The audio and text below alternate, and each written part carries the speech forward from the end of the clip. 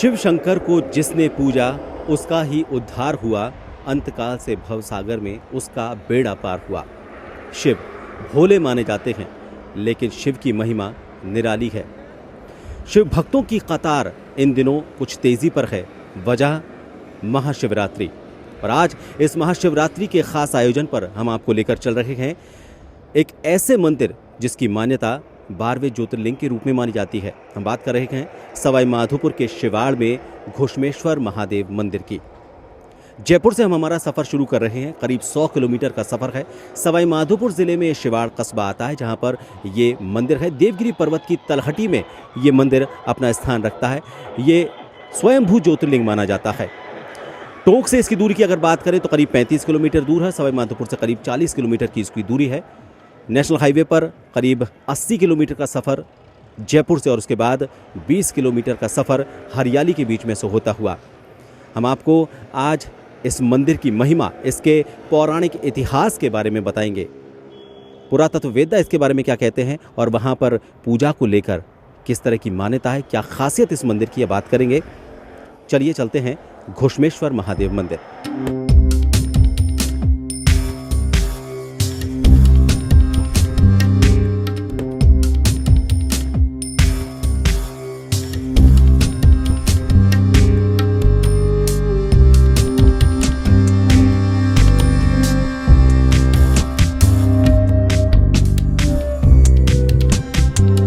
अब हम पहुंच चुके हैं बरौनी। इस जगह से हम बाएं मुड़ते हैं। जयपुर से जब हम चले थे तो करीब 80 किलोमीटर का हमने सफ़र तय किया है और उसके बाद अब करीब 20 किलोमीटर का सफ़र हमें बरौनी से बाएं हाथ की तरफ मुड़ना है और शिवाड़ कस्बे की तरफ तय करना है। बरौनी में हम यहाँ पर बैठे हुए हैं और यहाँ के एक स्थानीय निवासी हैं देवालाल जी। शिवाड़ की वजह से ये जो जगह है जहाँ पर अभी हम बैठे हुए हैं बरौनी, इसका भी महत्व बढ़ा है। लोग आते हैं पदयात्रा के लिए, यहाँ से आते हैं, गुजरते हैं, आपसे बातचीत करते होंगे। मंदिर की इस श्रद्धा को लेकर लोग किस तरह से उमड़ते हैं यहाँ पर जब शिवरात्रि होती है? देखो जी, श्रद्धा तो बहुत बड़ी लेके उमड़ते हैं, घर से चलते हैं। तो भगवान भोलेनाथ का स्थान है, वहाँ शिवलिंग का पिंड है, पुराना इतिहास है वह राजा महाराजों की टाइम का। तो वहाँ पर जो युद्ध हुआ था, युद्ध की टाइम पर ये यहाँ पर डसा हुआ है पहले का। तो अभी पड़े हैं पत्थर वत्थर वाला, पिंड निकला था, इसी से निकला था पिंड। उसी का दर्शन करते हैं, जो वो कांच लगा हुआ, कांच में दर्शन होते हैं वैसे। और उसकी आस्था ऐसी है, हमारे भी आसपास जो भी आते हैं, कई दूर दूर दराज के आदमी, दिल्ली के, बम्बई के, यूपी के, कोई कहाँ के दूर दूर से आते हैं, इंदौर तक के भी आते हैं, यहाँ से कई जगह का आते हैं।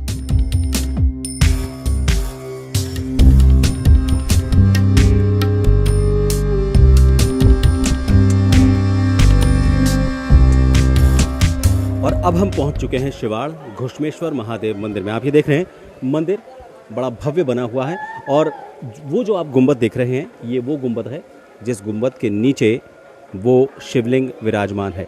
स्वयंभू शिवलिंग उसे माना जाता है।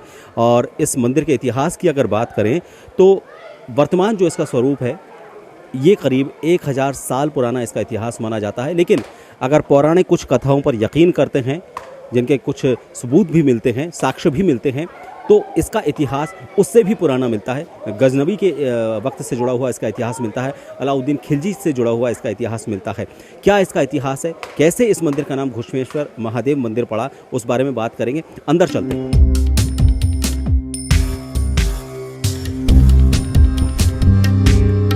हर मंदिर के नाम के पीछे एक इतिहास होता है।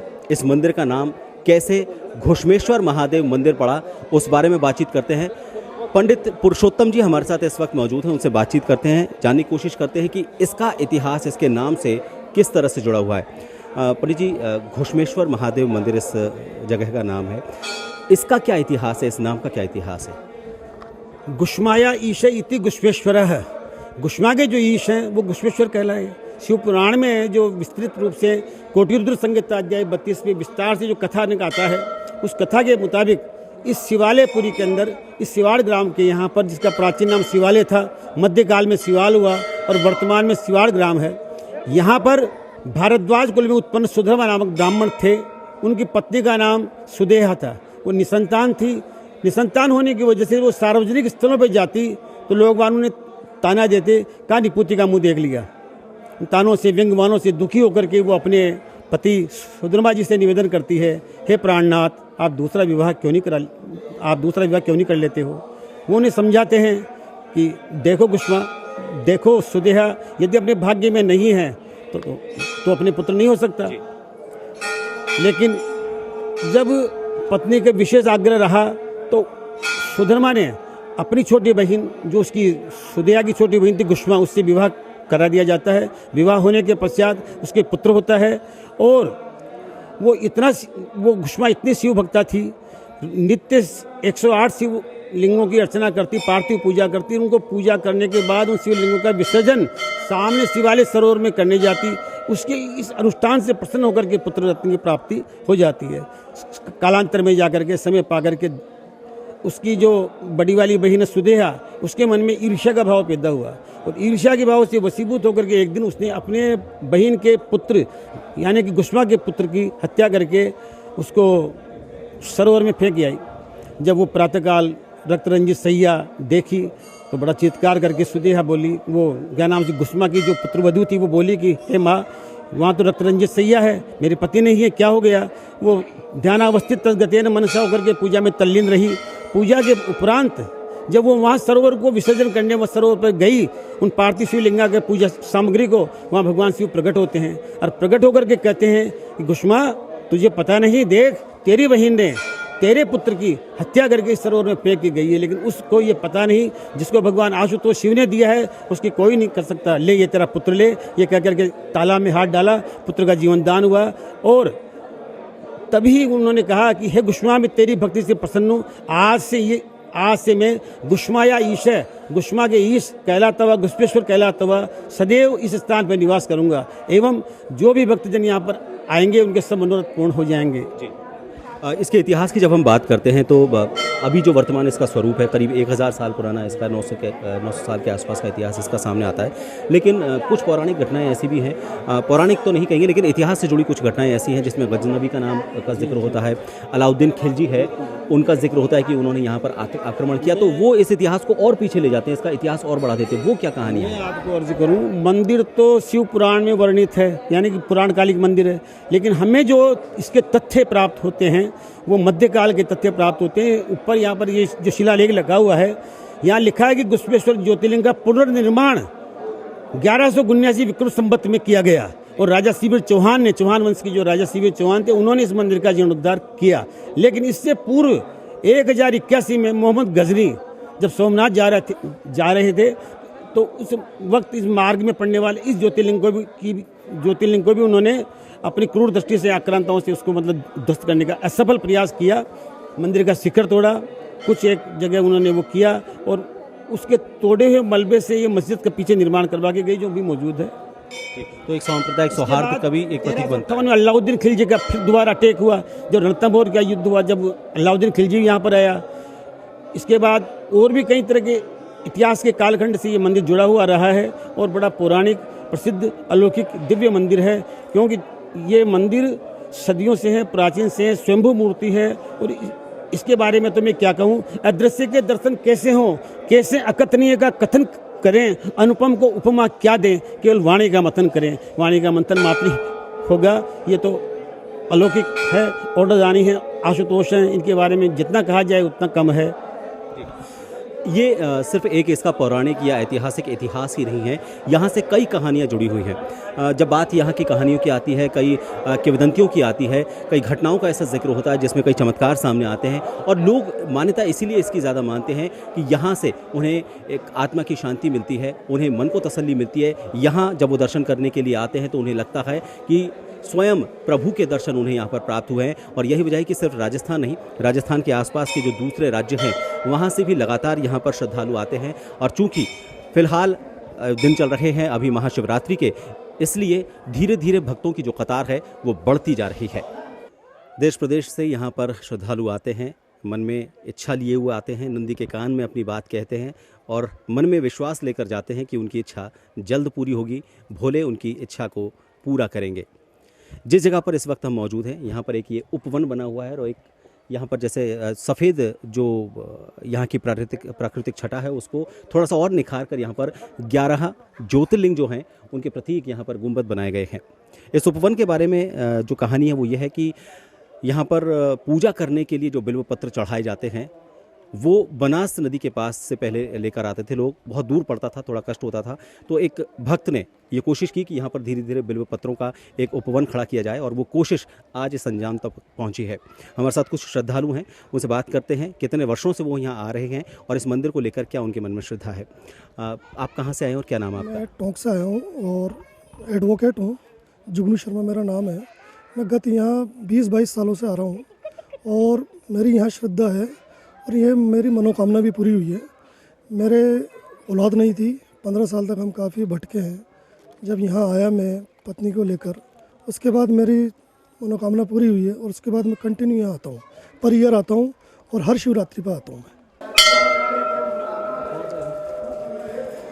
मंदिर ट्रस्ट के अध्यक्ष प्रेम प्रकाश जी हमारे साथ यहाँ पर मंदिर में मौजूद हैं। यहाँ जब मेला लगता है महाशिवरात्रि पर बहुत सारे भक्त यहाँ पर आते हैं, उनके लिए कई व्यवस्था करनी पड़ती हैं और जो इंतजामात यहाँ पर करने पड़ते हैं ताकि भक्त यहाँ से एक अच्छा अनुभव लेकर जाएं। बात करते हैं प्रेम प्रकाश जी से किस तरह की व्यवस्था रहती है और किस तरह से जो समाज है, समाज के जो लोग हैं, आसपास के जो शिवाड़ में रहने वाले लोग हैं, वो सब एक साथ एकजुट होकर श्रद्धालुओं का स्वागत करते हैं। प्रेम प्रकाश जी, यहाँ जो व्यवस्थाएँ होती हैं इस दौरान जबकि महाशिवरात्रि होती है तो किस तरह की व्यवस्थाएं होती है और कितने लोग यहाँ पर आते हैं जिनके लिए व्यवस्थाओं का आपको इंतजाम करना पड़ता है? महाशिवरात्रि 2019 का मेला प्रारंभ हो चुका है।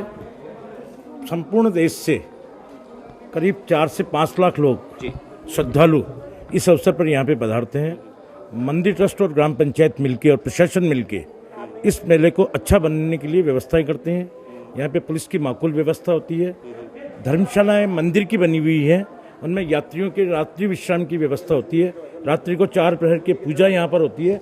ये मेला दिन और रात को चलता है और प्रतिदिन कम से कम 50-60 हज़ार लोग दिन में और रात्रि को यहाँ पर आते हैं। देवगिरी पर्वत की अनुपम छटा देखने के लिए लोग रात्रि को आना विशेष पसंद करते हैं। रात्रि को यहाँ पर मनोरंजन के कार्यक्रम के साथ साथ देशभक्ति के कार्यक्रम होते हैं, जिनमें भजन संध्या है और राष्ट्रीय स्तर का कवि सम्मेलन यहाँ पर प्रतिवर्ष होता है। लोगों के मनोरंजन के लिए, लोक संस्कृति का जानकारी यहाँ पर मिल सके। देवगिरी पर्वत पर हमारे जितने भी देवी देवता हैं उनकी विशाल प्रतिमाएं आने वाली पीढ़ी को बताने के लिए कि हमारे देवता किस प्रकार के होते हैं, उनका दिग्दर्शन देवगिरी पर्वत पर होता है। संपूर्ण मंदिर क्षेत्र में सीसी कैमरे के द्वारा यात्रियों की सुविधा के लिए, यात्रियों की रक्षणार्थ, यात्रियों की सुरक्षा के लिए भारी व्यवस्था और भारी पुलिस बल प्रशासन के द्वारा लगाया जाता है। मंदिर के वॉलंटियर्स, मंदिर की जो ट्रस्ट कार्यकारिणी है और यहाँ के जो प्रबुद्ध नागरिक हैं वो सब मिलके इस मेले के सफल आयोजन के लिए 15 दिन पहले से व्यवस्थाएं करते हैं। इसमें जिला प्रशासन का विशेष सहयोग मिलता है। आज इस मेले की स्थिति इतनी बढ़िया है कि टोंक, सवाई माधोपुर और जयपुर के बीच में चलने वाली जितनी भी रेलें हैं सुपरफास्ट, उन सब का ठहराव मंदिर इस मेले के दौरान इसरदा स्टेशन पे किया गया है ताकि संपूर्ण देश से आने वाले यात्रियों को किसी प्रकार की व्यवस्था नहीं हो। Tonk depot, Sawai Madhopur depot, Jaipur depot ने, रोडवेज ने यहाँ पर अतिरिक्त बस सेवाएं लगाई हैं और रोड यहाँ पर बहुत अच्छे बने हुए हैं। रेल के साधन के साथ साथ रोडवेज की बसें यहाँ पे चलती हैं जो यात्रियों के आने जाने को सुगम बनाती है। यहाँ पर क्योंकि भारी संख्या में लोग आते हैं तो उनके लिए सफाई की व्यवस्था, यहाँ पर खरीदारी की व्यवस्था, उसके अलावा रहने की, पानी की व्यवस्थाएं, ये सारी व्यवस्थाओं को अंजाम देना पड़ता होगा। तो ऐसे में किस तरह की व्यवस्थाएं अतिरिक्त तौर पर आपको करनी पड़ती हैं ताकि यहाँ पर जब लोग आएँ तो उन्हें ये लगे कि एक प्रमुख तीर्थ स्थल पर वो यहाँ पर आए हैं और उनकी जो श्रद्धा है वो श्रद्धा में किसी तरह का कोई व्यवधान नहीं पड़ा है? मंदिर परिसर में पानी की बहुत अच्छी व्यवस्था रहती है। 10-12 कूलर इस यहाँ पे लगाए जाते हैं अतिरिक्त। उसके अलावा जितने भी मार्ग हैं मेले में आने वाले श्रद्धालुओं के, वहाँ पर पानी के टैंकर रखे जाते हैं। यहाँ की स्वयंसेवी संस्थाओं के द्वारा जगह जगह पर प्याऊ लगाई जाती है और पानी की व्यवस्था की जाती है। मंदिर के अंदर 4 धर्मशालाएँ हैं, उसके अलावा पूरे गाँव में अनेक धर्मशालाएँ हैं। उन सब में ठहरने की व्यवस्थाएँ माकूल तरीके से होती है। यात्रियों के लिए साफ़ सफाई के लिए ग्राम पंचायत पूरी तरह से यहाँ पे काम करती है। मंदिर परिसर में 24 घंटे सफाई कर्मी और वॉलंटियर्स, स्वयंसेवी संस्थाएं अपना योगदान देती हैं जिससे इस मंदिर को, इस पूरे मेला परिसर को स्वच्छ रखा जाए। और विशेषकर हमारे जो नरेंद्र मोदी जी की जो योजना है स्वच्छ भारत की, उसका भी यहाँ पर बहुत अच्छा जो है दिग्दर्शन देखने को मिलता है। तो आपने देखा कि यहाँ पर न सिर्फ स्वयंसेवी संस्थाएं बल्कि यहाँ के जो स्थानीय लोग हैं वो भी अपनी तरफ से ये कोशिश करते हैं कि जो भी श्रद्धालु यहाँ से आए उन्हें किसी भी तरह की तकलीफ का सामना ना करना पड़े। कोई अकेला आए तो उसे डर ना लगे, परिवार के साथ आए तो अपने आप को सुरक्षित महसूस करे। उसके अलावा अगर उनको यहाँ ठहरना है तो खाने पीने की जो व्यवस्था है उसके लिए भी सभी लोग एक साथ जुटकर यहाँ पर काम करते हैं और यही शिवाड़ को खास बनाता है।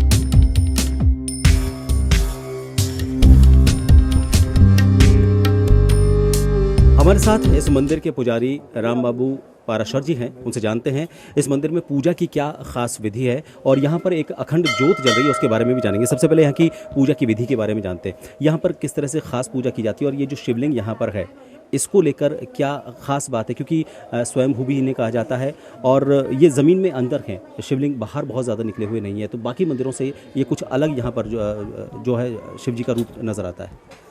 यहाँ प्रातःकाल मंगला आरती 4 बजे से शुरू होती है। मंदिर की पूजा अर्चना प्रातःकाल 4 बजे होती है। 4 बजे के बाद में पूजा अर्चना चालू रहती है और यह ज्योतिर्लिंग एक विशेष ज्योतिर्लिंग है जो 24 घंटे में 16 घंटे जल में रहता है और 8 घंटे जल के बाहर रहता है। ये प्रातःकाल 4 बजे से 8 बजे तक बिना पानी के दर्शन होते हैं, क्योंकि ये ज्योतिर्लिंग रुद्र रूप में यहाँ प्रकट हुए हैं, इसलिए इनको जल में रखना अति आवश्यक है।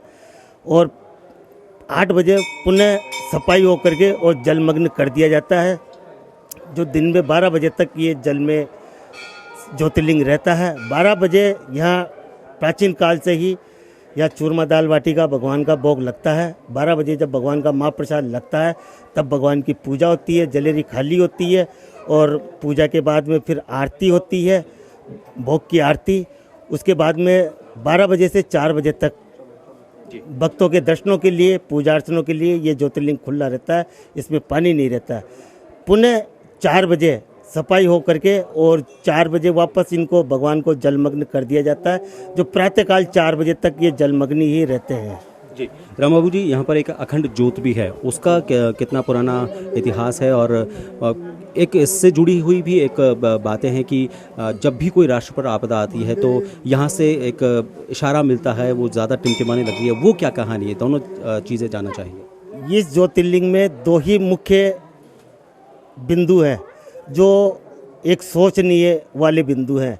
यह चमत्कार ऐसा है कि ज्योति अखंड ज्योति विक्रम संवत 1179 में जब इस मंदिर का पुनर्निर्माण किया गया है, उसके पहले का इतिहास मेरे को मालूम नहीं है, हमारे पूर्वज जो बताते हैं और जो हमारे पास इतिहास है वो विक्रम संवत 1179 से ही मिलता है। तो उस वक्त ये पुनः प्रचलित की गई थी अखंड ज्योति, और अखंड ज्योति में पूर्णतया घी भरा रहता है, बत्ती सही ढंग से लगी रहती है और ऑटोमेटिक ये भभक के ऑटोमेटिक खंडित हो जाती है। तो इससे यह प्रतीत होता है कि कोई देश का महापुरुष या कोई महान नेता भगवान को प्यारा होने वाला है। दूसरा है जलेरी का जो जल भरा रहता है उसका टूटना। ये अभी जो भारत पाकिस्तान का युद्ध चल रहा है उसके 8 दिन पहले से ही ये जलेरी कंटिन्यू टूट रही है और जल कम हो जाता है, और इसका ये प्रतीक है कि देश के ऊपर कोई विशेष विपदा आपदा आने वाली है। तो ये 2 चीज़ें यहाँ मेन है और इससे हमारे को ये यहाँ सूचना मिल जाती है। भगवान दर्शनों के रूप में, इन संकेतों के रूप में ये बता देता है कि ये अनहोनी घटना होने वाली है। एक और चीज़ यहाँ पर जो हमने देखी कि बाकी जो आसपास जिस देवगिरी पर्वत की हम बात कर रहे हैं उसका जो रंग है, वहाँ पर जो शिलाएं हैं वो अलग रंग की हैं और ये जो शिवलिंग है वो पूरे आसपास के इलाके से बिल्कुल अलग रंग से निकल कर सामने आता है। ये किस तरह से खास हो जाता है? ये है स्वयंभू ज्योतिर्लिंग, ये स्थापित किया हुआ नहीं है, ये स्वयंभू इसी जगह निकला हुआ है। और देवगिरी पर्वत ये कैलाश पर्वत है, इसकी कैलाश की छटा तो निराली होती है, इसको तो इसकी नैया को तो कोई पाल लगा नहीं सकता। ये एक अद्भुत चमत्कार है कि ज्योतिर्लिंग एक हल्के वाइट भूरे रंग में ब्लैक कलर में है ये, और देवगिरी पहाड़ पूरा वाइट पत्थर में है, सफ़ेद पत्थर में है। तो ये चमत्कार तो इनका है ये कि इन्होंने ये अद्भुत छटा अपने देवगिरी पर्वत पे कैसे इन्होंने बिछा रखी है। जी। तो राम बाबू पाराशर जी ने बताया कि कई तरह की मान्यताएं इस मंदिर से जुड़ी हुई हैं। पूजा की एक अलग विधि है, लेकिन इस शिवलिंग को लेकर जो उन्होंने खास बात बताई वो ये है कि आसपास जो पहाड़ी है उसका रंग अलग है, लेकिन ये चूंकि स्वयंभू है इसलिए इसका रंग अलग है। साथ ही ज्वाला को लेकर उन्होंने बताया कि ये अखंड ज्योत है, लेकिन जब ये ज़ोर ज़ोर से टिमटिमाने लगे तो इन लोगों का मानना है कि कहीं ना कोई राष्ट्रीय आपदा का ये इशारा करती है।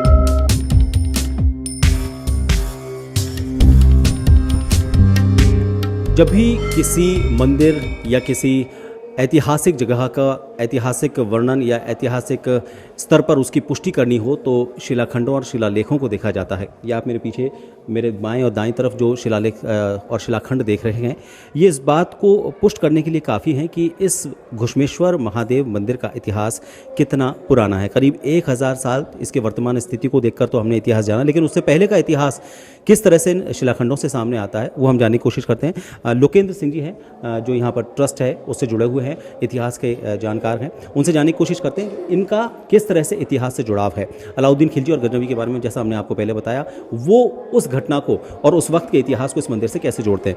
लोकेंद्र सिंह जी, ये हम देख रहे हैं कुछ पिलर हैं यहाँ पर, शिलाखंड हैं, ये क्या कहानी बयां करते हैं? 1000 साल से और पुराने इतिहास में कहाँ तक ये लेकर जाते हैं? विक्रम संवत 1081 में महमूद गजनी ने मद्रास से सोमनाथ जाते हुए इस मंदिर पर आक्रमण किया। यहाँ के पुराने जितने भी शिखर थे उनको सबको खंडित किया। मूर्ति को खंडित करने के लिए उनका सेनापति सालार मसूद जैसे ही गर्भगृह में प्रवेश करता है तो वो खंडित नहीं कर पाता है और मूर्छित हो जाता है।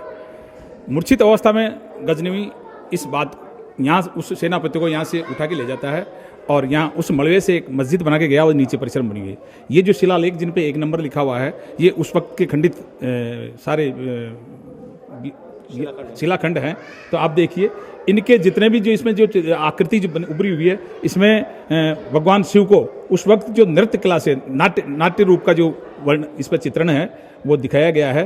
ये इनका लेप कराया है, तो इसे लेप से भी ये साबित होता है कि उसी संसंबत को तायद करते हैं। जी, एक और चीज़ हमने देखी, इस मंदिर का जो गुंबद बना हुआ है इसको वापस सही किया गया है। इसके ऊपर काफ़ी कलर जो होता रहा है, कई सालों तक कलर होता रहा, इसकी वजह से इसकी जो डिटेलिंग थी वो ख़त्म हो गई थी। लेकिन जब इसको वापस सफाई की गई तो इसकी डिटेलिंग ने कहीं ना कहीं इसको दक्षिण भारत के जो कला थी उससे जोड़ा था। वो क्या कहानी है? देखिए, जो ये शिखर है, जो गुम्बज है, ये उस वक्त विक्रम संवत 1176 से 1179 के मध्य में का निर्माण, दोबारा जब पुनः निर्माण हुआ था इसका, तब का ये शिखर है। इसकी जो है वो दक्षिणी भारत में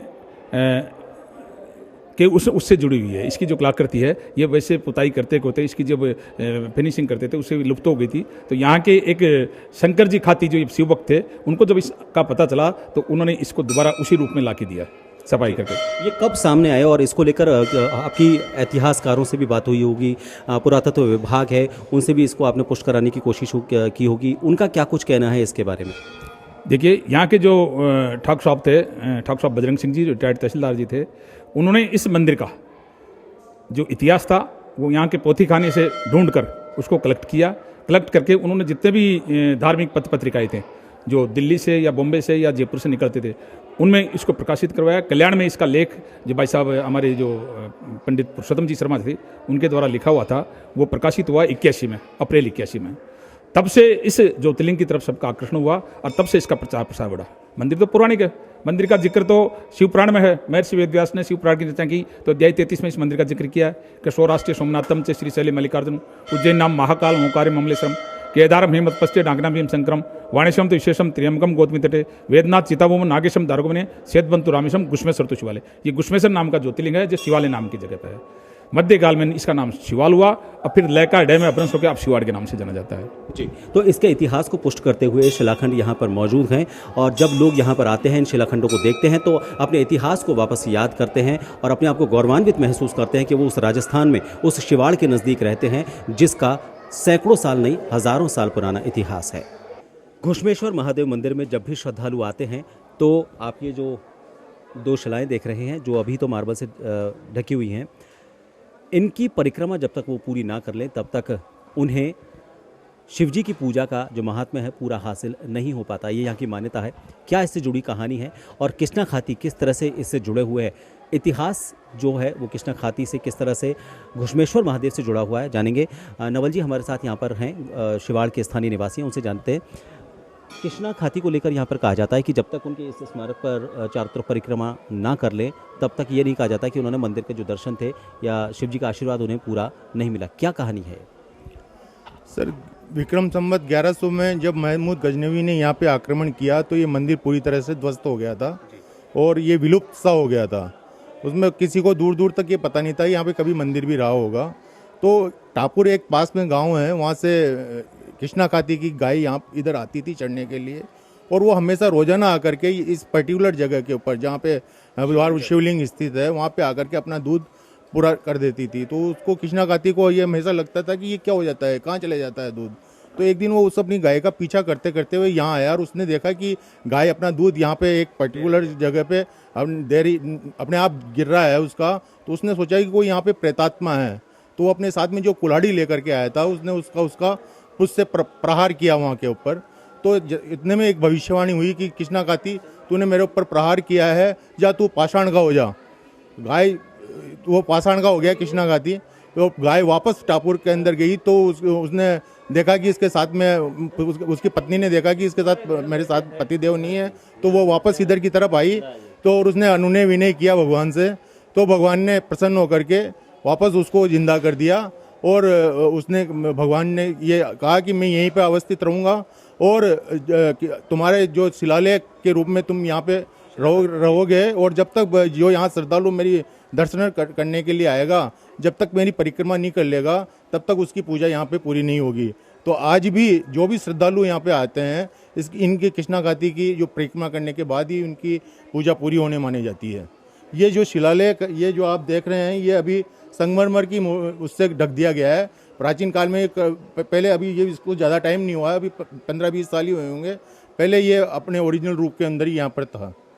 तो इतिहास की कई कहानियां यहाँ पर जुड़ी हुई हैं और ये इस जगह को रोचक भी बनाती हैं और साथ ही यहाँ धार्मिक आस्था जो लोगों की है उसको भी बढ़ाती हैं। इस मंदिर का ऐतिहासिक महत्व हमने जाना, पौराणिक महत्व हमने जाना, लेकिन इसके साथ ही ये मंदिर सामाजिक सौहार्द का भी प्रतीक है। इस मंदिर की दीवार से लगती हुई मस्जिद एक संदेश देती है इस दुनिया को कि साथ मिलकर चलने से ये दुनिया खुशी का पैगाम दे सकती है और यही संदेश शिव देते हैं। शिव एकाकार हैं, कहते हैं एक ओंकार सबका साथ दे सकता है। इस ओंकार के सहारे आप अपनी जीवन की नैया को पार लगा सकते हैं। शिवाड़ से घुश्मेश्वर महादेव मंदिर से हमारी इस खास पेशकश के साथ फिलहाल के लिए इतना ही। कैमरामैन प्रकाश के साथ मैं प्रभात। ओम नमः शिवाय।